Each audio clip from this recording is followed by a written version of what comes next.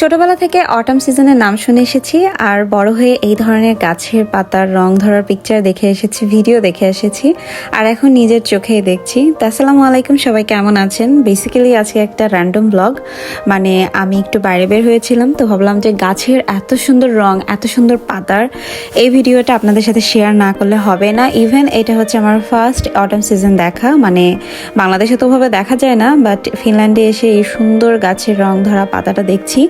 তো সেই কারণে ভাবলাম ভিডিওটা করি, ব্লগটা করি। আর এই অটাম সিজনে একদম র্যান্ডম একটা জিনিস, সেটা হচ্ছে হুটহাট করে আপনার বাতাস উঠবে, তারপরে বৃষ্টি হবে, তো সব মিলেই আজকে ব্লগটা।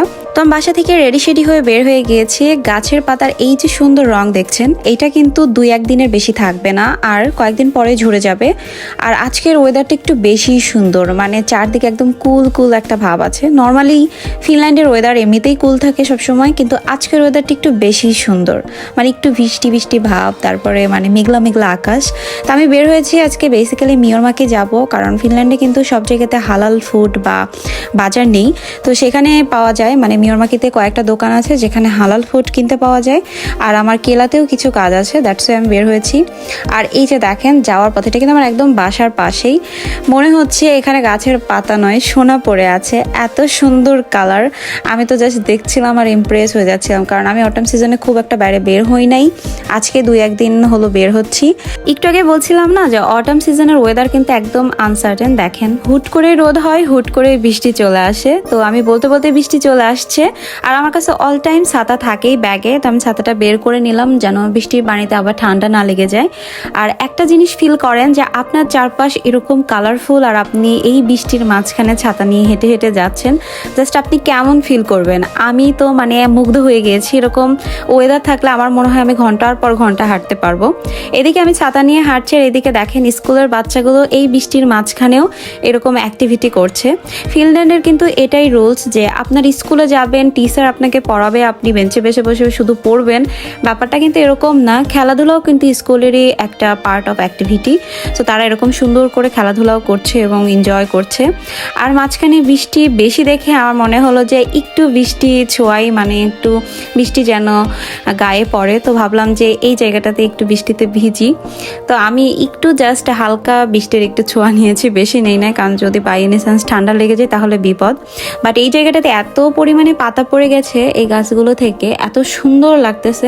মানে এইটা ভিডিওতে কিন্তু ক্যাপচার করাটা সো টাফ, এটা ইন রিয়েলে দেখলে আপনারা বুঝতে পারবেন যে আরও কত বেশি সুন্দর লাগে। তো আমি হেঁটে হেঁটে বাস স্ট্যান্ডে চলে এসেছি, আমার বাসা থেকে 10 থেকে 15 মিনিট লাগে। আর এখানে এসেও দেখলাম প্রত্যেকটা গাছেই সেম অবস্থা। তো আমি বাসে করে এখন চলে যাচ্ছি মিয়রমাকি। আমার এখান থেকে যেতে সময় লাগবে অনলি 4 থেকে 5 মিনিট বাসে করে। দ্যাট বাস থেকেও দেখেন আশেপাশের ওয়েদারটা কি পরিমাণে ভালো লাগছে, মানে এমনি গাছের রং ধরা, তারপরে আবার দেখা যাচ্ছে যে বৃষ্টির ওয়েদার, দ্যাটস ওয়াই সব কিছুই অনেক বেশি মানে সুন্দর আর অ্যাট্রাকটিভ লাগছে। তো এখান থেকে আমি চলে যাব মিয়রমাকি, তারপরে যাব হলো শপিং মলে, মানে যেখান থেকে বাজার করব। আর ওইদিকে জিকু নামাজ পড়তে গিয়েছে, তো ওখান থেকে এসে আমাকে পিক করবে।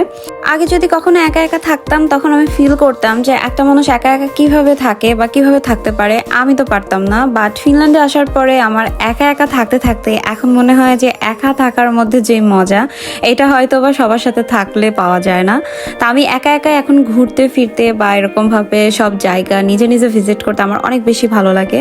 তো আমি একাই আর কি আসছিলাম। আমি ম্যাক্সিমাম টাইমে যদি কখনো কেলাতে আসি আমি নিজে একা একাই আসি, বাট আজকে মনে হলো যে একটু জিকুকে সাথে করে নিয়ে যাই, কিছু ডকুমেন্ট সম্পর্কে জানার ছিল। এইটা হচ্ছে কেলা অফিস, এখান থেকে আপনার ফিনল্যান্ডের সকল ধরনের সোশ্যাল যে বেনিফিটগুলো আছে সব ধরনের বেনিফিট এখান থেকে প্রোভাইড করা হয়ে থাকে। মানে আপনার চিকিৎসার জন্য কার্ড বলেন, মানে হেলথ ইস্যু, ইভেন দো আপনার যদি আনএমপ্লয়মেন্ট বেনিফিট, সব ধরনের বেনিফিট এখান থেকে প্রোভাইড করা হয়। তো এখানে যাওয়ার পরে এরকম টোকেন নিয়ে আসি, আর এখানকার সিরিয়াল পেতে বেশ সময় লাগে, 1 ঘন্টার মতো ওয়েট করতে হয়। তো আমরা এখানে ওয়েট করছিলাম আর 3 জনে মিলে গল্প করছিলাম। করছিলাম। তো কেলার কাজ শেষ করে আমরা চলে আসছি মিওরমাকির এই শপিং মলটাতে। আমরা প্রিজমা থেকে কিছু বাজার করব আর এখান থেকে আমরা বাসায় ব্যাক করব। আমার অবস্থা দেখেন, একে তো মাথায় তেল দিয়ে আসছি আর তার মধ্যে আবার বৃষ্টির পানিতে ভিজেছি, একদম চুপসে গিয়েছি ওয়ান কাইন্ড অফ।